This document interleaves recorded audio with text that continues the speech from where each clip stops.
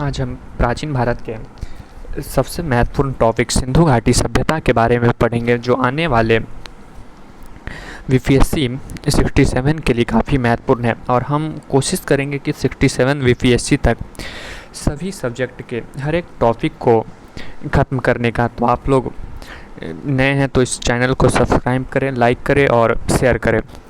तो चलिए दोस्तों, आज हम शुरू करते हैं सिंधु घाटी सभ्यता के बारे में। सिंधु घाटी सभ्यता विश्व की प्राचीनतम सभ्यताओं में से एक है। इसके बारे में किस विद्वान ने क्या मत दिया है, हम पहले उसके बारे में देख लेते हैं। 1826 ईस्वी में चार्ल्स मैसन ने सर्वप्रथम इस पर प्रकाश डाला था। इसके बाद 1853 ईस्वी में अलेक्जेंडर कनिंघम ने हड़प्पा का सर्वे किया।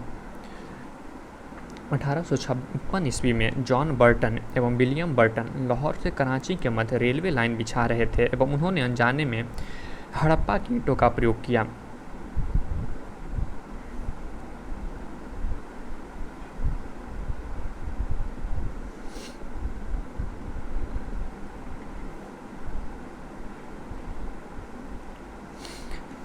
अलेक्जेंडर कनिंघम ने दूसरी बार हड़प्पा का सर्वे 1856 में ही किया। और सबसे इम्पोर्टेंट यहाँ पे होगा भारतीय पुरातत्व विभाग, जिसे एएसआई कहा जाता है। एएसआई की स्थापना 1861 ईस्वी में की गई थी। और बीपीएससी में क्वेश्चन भी आ चुका है कि भारतीय पुरातत्व विभाग की स्थापना के समय गवर्नर जनरल कौन थे, तो लॉर्ड कैनिंग। और भारतीय पुरातत्व विभाग का जनक अगर पूछेगा तो आप लोग अलेक्जेंडर कनिंघम को बताएंगे। नेक्स्ट हम लोग देखते हैं नेक्स्ट पॉइंट।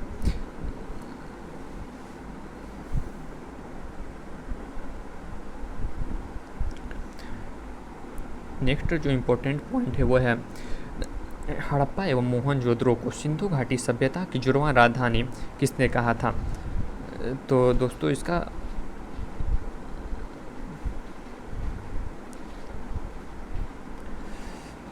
नेक्स्ट पॉइंट देखते हैं। इतिहासकार पिगट ने हड़प्पा एवं मोहनजोदड़ो को सिंधु घाटी सभ्यता की जुड़वां राजधानी कहा था।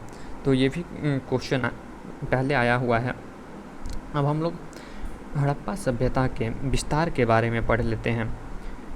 हड़प्पा सभ्यता विश्व की सबसे बड़ी सभ्यता है, ये आप लोग को मालूम होगा। हड़प्पा सभ्यता का क्षेत्रफल लगभग 13 लाख किलोमीटर स्क्वायर में फैली हुई है। हड़प्पा सभ्यता भारत, पाकिस्तान एवं अफ़गानिस्तान में फैली हुई है। हड़प्पा सभ्यता की आकृति जो है वो त्रिभुजाकार है। और सबसे इम्पोर्टेंट है कि हड़प्पा सभ्यता कांस्ययुगीन सभ्यता थी। हड़प्पा सभ्यता कांस्ययुगीन सभ्यता थी। तो जिस पॉइंट से जो इम्पोर्टेंट है हम उसको अंडरलाइन कर दे रहे हैं, तो आप लोग उसको ध्यान से देखिएगा। अब हड़प्पा सभ्यता के बारे में हम लोग देख लें तो हड़प्पा सभ्यता का उत्तरी सीमा मांडा,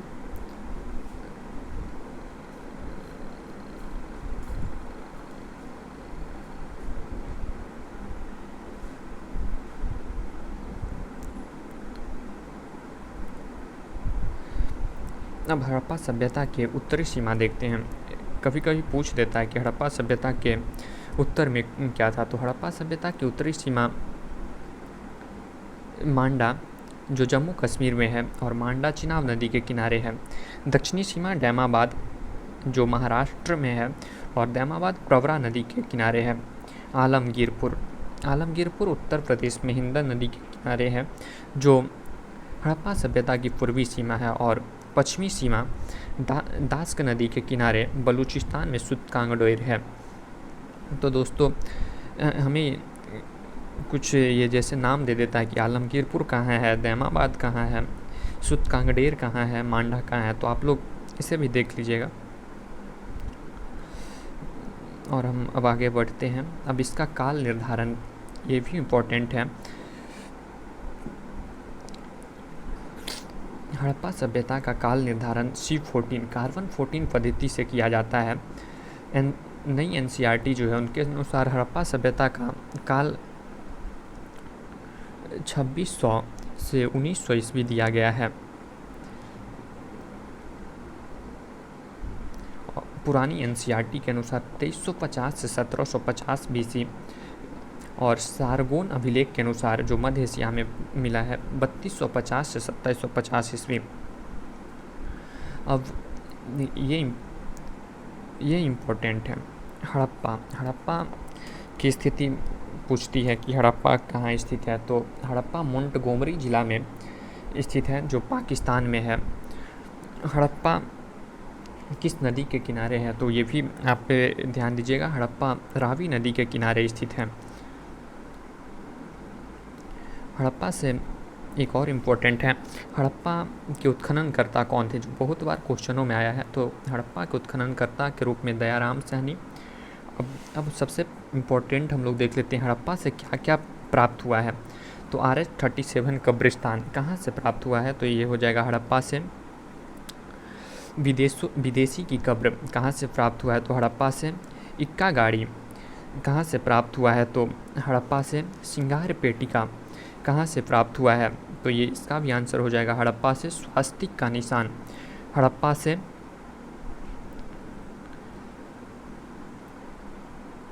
नदी के तट पर 12 अन्नागार मिलते हैं जो 2 लाइनों में है। इसके मिलने का प्रमाण हड़प्पा से। पास में अनाज साफ करने का चबूतरा मिलता है, इसका भी प्रमाण हड़प्पा से मिलता है। पास में ग्रामीण आवास भी मिलते हैं, इसका भी प्रमाण हड़प्पा से मिलता है। अब हम मोहनजोदड़ो जो इसका दूसरा इम्पोर्टेंट स्थल है उसके बारे में हम देखते हैं। मोहनजोदड़ो कहाँ है, तो मोहनजोदड़ो सिंध पाकिस्तान में है और मोहनजोदड़ो सिंधु नदी के किनारे है।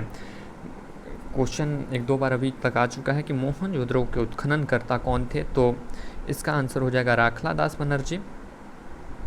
आप लोग इसका नोट्स भी बना सकते हैं जो इम्पोर्टेंट लगे। और कई PCS एग्ज़ाम में ये भी क्वेश्चन आ चुका है कि मोहनजोदड़ो का शाब्दिक अर्थ क्या होता है, तो मोहनजोदड़ो का शाब्दिक अर्थ मृतकों का टीला होता है। अब हम नेक्स्ट में देखते हैं, नेक्स्ट जो इससे इम्पोर्टेंट क्या क्या है, तो विशाल अन्नागार कहाँ से प्राप्त हुआ है, तो मोहनजोदड़ो से, जिसकी आकार 39 × 28 × 8 फीट है। अन्नागार के उत्तर व दक्षिण में सीढ़ियाँ बनी हुई है। जो विशाल अन्नागार है उसमें बिटुमिनस का लेप किया गया है। ये सब मेंस की दृष्टि से इम्पोर्टेंट है, अगर किसी का हिस्ट्री ऑप्शनल है तो उनके लिए भी इम्पोर्टेंट है। पीटी के दृष्टि से अब हम देखते हैं, तो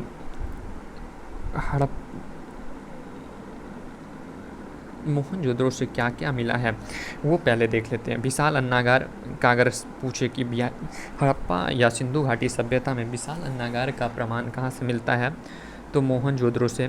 महाविद्यालय के साक्ष्य मोहनजोदड़ो से। सूती कपड़ों के साक्ष्य मोहनजोदड़ो से।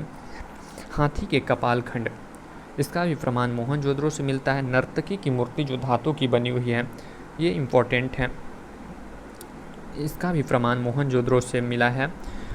और एक पॉइंट है जो कई बार एग्जाम में आया है कि मेसोपोटामिया की मोहर कहाँ से मिली है, मेसोपोटामिया की मोहर कहाँ से मिली है, तो इसका भी आंसर हो जाएगा मोहनजोदड़ो। अब नेक्स्ट हम लोग देखते हैं लोथल वर्तमान गुजरात में है।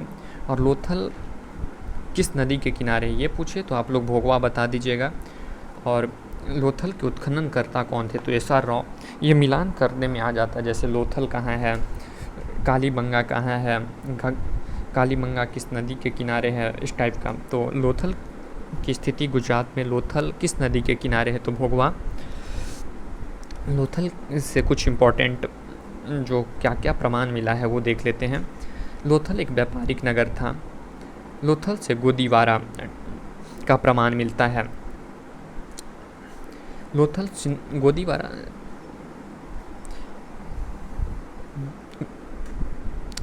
ये गोदीवारा जो मिला है वो सिंधु घाटी सभ्यता की सबसे बड़ी कृति है। इसके अलावा लोथल से मनके बनाने के कारखाने मिले हैं। चावल के साक्ष्य लोथल से, फारस की मुहर जो गोलाकार बटन नुमा है वो भी लोथल से मिला है। घोड़े की मृण मूर्तियाँ ये भी लोथल से मिली है। चक्के के 2 पार्ट, इसका भी प्रमाण लोथल से मिला है। घरों के दरवाजे मुख्य मार्ग पर खुलते हैं, जो इसका एकमात्र उदाहरण है, ये भी लोथल से मिले हैं। ऐसे सिंधु घाटी सभ्यता में घरों के दरवाजे मुख्य मार्ग पे न खुल के बाहरी मार्ग पे खुलता है, तो इसका एक अपवाद के रूप में लोथल है। अब हम धौलावीरा देखते हैं। धौलावीरा वर्तमान गुजरात में है। धौला के उत्खननकर्ता के रूप में रविंद्र कुमार बिष्ट उत्खननकर्ता थे। धौलावीरा किसी नदी के किनारे नहीं बसा है। और क्वेश्चन ये आता है कौन सा हड़प्पाई स्थल 3 भागों में विभाजित था, तो इसका आंसर हो जाएगा धौलावीरा। इसका 3 भाग था, पूर्व, मध्य और पश्चिमी भाग। इसमें एक और इम्पोर्टेंट है स्टेडियम के साक्ष्य कहाँ से मिला है, तो धौलावीरा से। सूचना पट जो पॉलिश युक्त है, इसका भी प्रमाण मिला है। अब देखते हैं चनहुद्रो वर्तमान सिंध में है। उसके उत्खननकर्ता NG मजूमदार थे और NG मजूमदार की हत्या डाकुओं के द्वारा कर दी गई थी। चनहुद्रो एक औद्योगिक नगर थी।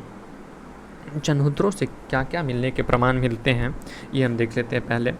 तो चनहुद्रो से मनके बनाने के कारखाने मिलते हैं। कुत्ते द्वारा बिल्ली का पीछा करने के साक्ष्य मिलता है। जो इम्पोर्टेंट है बस मैं वो बता रहा हूँ आप लोगों को, नहीं तो वीडियो बहुत लंबा हो जाएगा। तो परीक्षा के दृष्टिकोण से जितने भी इम्पोर्टेंट पॉइंट है मैं उसको सिर्फ आप लोगों के कारण आप लोगों के सामने डिस्कशन कर रहा हूँ। अब नेक्स्ट स्थल जो है वह है सुरकोटदा गुजरात में है। और इससे मात्र एक ही क्वेश्चन बनता है कि घोड़े की हड्डियों का मिलने का प्रमाण कहाँ से है। तो ऐसे सिंधु घाटी सभ्यता में घोड़े का ज्ञान नहीं था, लेकिन इसका अवशेष सुरकोटदा से मिलता है।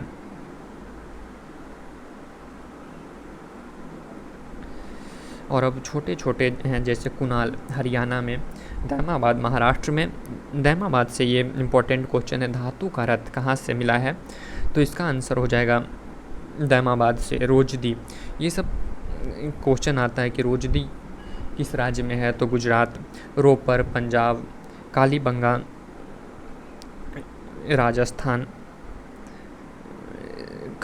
राजस्थान से प्राप्त हुआ है। रोपर से एक इम्पॉर्टेंट क्वेश्चन है कि मनुष्य के साथ कुत्ते के दफनाने के साक्ष्य सिंधु घाटी सभ्यता में किस स्थल से प्राप्त होते हैं, तो इसका आंसर हो जाएगा रोपर। और मेंस की दृष्टि से मेंस जिनका हिस्ट्री ऑप्शनल जिनका है उनके लिए एक इम्पॉर्टेंट ये हो जाएगा नगर नियोजन। तो ऐसे पीटी में भी इम्पॉर्टेंट होते हैं, जैसे नगर नियोजन के लिए सिंधु घाटी सभ्यता विश्व की प्रथम नगरीय सभ्यता थी और अन्य सभ्यताएं इतनी विकसित नहीं थी जितनी उस काल में हड़प्पा सभ्यता थी। यह अपनी विशिष्ट नगर नियोजन के लिए प्रसिद्ध थी। और नगर नियोजन सिंधु घाटी सभ्यता में नगर 2 भागों में विभाजित थी, पूर्वी भाग और पश्चिमी भाग। पूर्वी भाग जो होता था उसमें आवासीय भाग होता था और पश्चिमी भाग यह हिस्सा दुर्गीकृत होता था एवं ऊंचे टीले यहाँ स्थित होते थे। सिंधु घाटी सभ्यता में सड़कें एक दूसरे को समकोण पर काटती थी, जिससे पूरा शहर चेस बोर्ड की तरह लगता था। घरों के दरवाजे मुख्य मार्ग पर नहीं खुलते थे। इसका एक अपवाद जो मैंने पहले ही बताया कि लोथल था, एक घर में सामान्यतः 3 या 4 कक्ष, रसोई, आंगन होता था। सिंधु घाटी सभ्यता के लोगों को सीढ़ियों का भी ज्ञान प्राप्त था। मोहनजोदड़ो से लगभग 700 कुएं के अवशेष मिले हैं। इन नगरों में उत्कृष्ट जल निकासी व्यवस्था होती थी। मुख्य मार्ग में नलियों को साफ करने के लिए मेन हॉल होता था। तो ये भी इम्पोर्टेंट है कि मेन हॉल और क्वेश्चन जो तो अभी तक पीसीएस में आया कि सिंधु घाटी सभ्यता में ईंटों का प्रयोग होता था या नहीं, तो होता था पक्की ईंटों का, और ईंटों का आकार होता था 4:2:1 के अनुपात में। अब राजनीतिक स्थिति, सिंधु घाटी सभ्यता के राजनीतिक स्थिति के बारे में जान लेते हैं। तो सिंधु घाटी सभ्यता में राजनीतिक स्थिति जानकारी का इसमें अभाव था और संभवतः पुरोहित वर्ग के पास ही शासन रहा होगा, ऐसा मानना है विद्वानों का। संपूर्ण सिंधु घाटी सभ्यता में एक ही प्रशासनिक व्यवस्था रही होगी, ये इतिहासकारों का मानना है। सामाजिक स्थिति हम देख लेते हैं। मात्र सत्तात्मक संयुक्त परिवार होते थे। समाज संभवतः 4 भागों में विभाजित था। जिस 4 भाग कौन कौन थे तो देख लेते हैं। पुरोहित वर्ग, व्यापारी वर्ग, किसान वर्ग और श्रमिक वर्ग। सिंधु घाटी सभ्यता में बड़ी मात्रा में मात्र देवियों की मूर्ति मिलती है।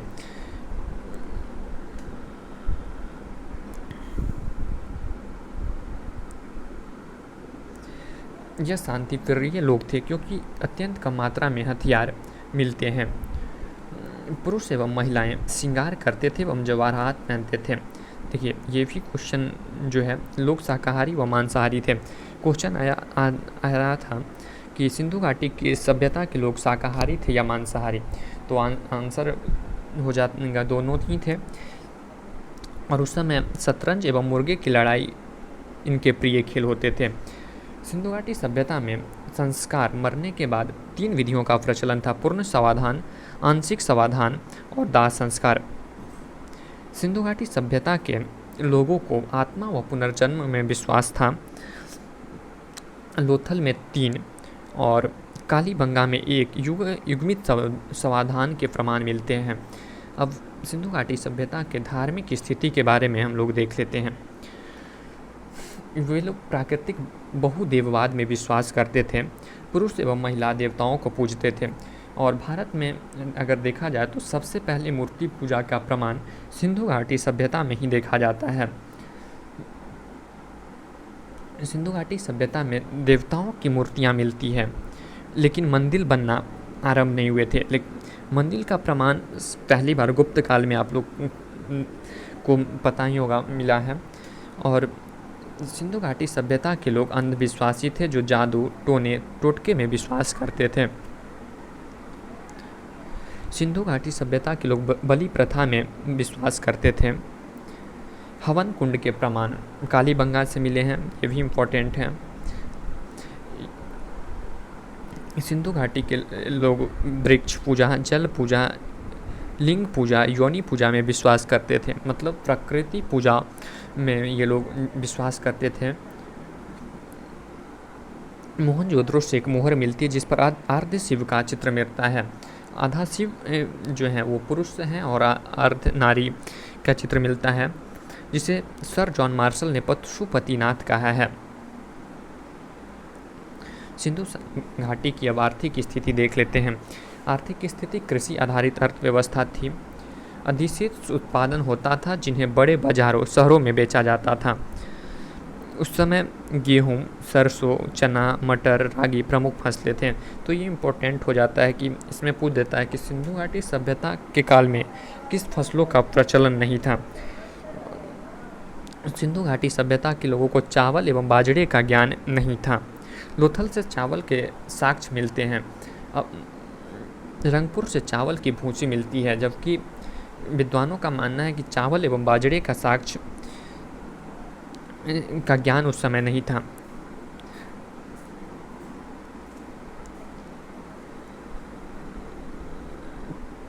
अब देखते हैं, रंगपुर जो है उत्तर हड़प्पन स्थल है। सुर्तगोई अफ़गानिस्तान से नहरों के साक्ष्य मिलते हैं।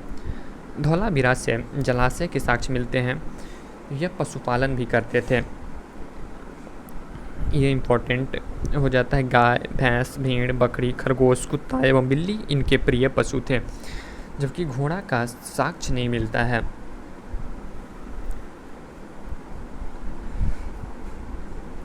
यह ऊँट, घोड़ा, हाथी से परिचित नहीं थे। तो क्वेश्चन आता है कि सिंधु घाटी सभ्यता के लोग किस जानवर से परिचित नहीं थे। तो आप लोग दिस आंसर में अगर ऊँट, घोड़ा, हाथी रहे तो आप लोग देख सकते हैं। इस समय विदेश व्यापार होता था। सारगोन अभिलेख में सिंधु घाटी सभ्यता को मेलुहा कहा गया है। मेलुहा नाविकों का देश है। मेलुहा शब्द का अर्थ होता है नाविकों का देश। मेलुहा हाजी पक्षियों के लिए प्रसिद्ध है। सारगोन अभिलेख में कपास को सिंडन कहा गया है। तो ये भी इम्पोर्टेंट है कि किस अभिलेख में कपास को सिंडन कहा गया है। नेक्स्ट इम्पोर्टेंट, कपास की विश्व में प्रथम खेती भारत में हुई। दिलमुन जो बहरीन में है वह खनोमान मध्यस्थ का कार्य करते थे। सिंधु घाटी सभ्यता में मुद्रा प्रचलन का व्यवस्था नहीं था। तो ये भी इम्पोर्टेंट है। वस्तु विनिमय के माध्यम से व्यापार होता था। सिंधु घाटी सभ्यता में सोने व चांदी का प्रयोग करते थे और उस समय लोहे से परिचित नहीं थे। तो आता है कि सिंधु घाटी सभ्यता में किस धातु से परिचित नहीं थे। तो लोहे से, और तांबा और टीन को मिलाकर कांसा बनाया जाता था। तो इसलिए सिंधु घाटी सभ्यता को कांस्ययुगीन सभ्यता भी कहा जाता है। अब लिपि के बारे में हम लोग देख लेते हैं। सिंधु घाटी सभ्यता में सिंधु घाटी सभ्यता के लोगों को लिपि का ज्ञान था और वह भाव चित्रात्मक लिपि थी, जो कि अभी तक किसी के द्वारा पढ़ी नहीं जा चुकी है। यह बाएं से दाईं ओर और फिर दाएं से बाईं ओर लिखी जाती थी। पहले बाएं, इसके बाद फिर रिटर्न होकर दाएं, फिर बाएं, फिर दाएं, ऐसे करके लिखी जाती थी।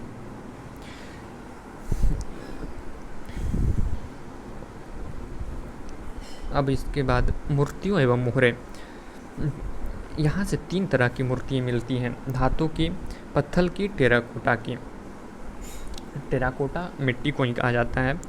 मोहनजोदड़ो से नर्तकी की मूर्ति प्राप्त हुई है। ये इम्पोर्टेंट है कि कहाँ से नर्तकी की मूर्ति प्राप्त हुई है धातु की। तो मोहनजोदड़ो से।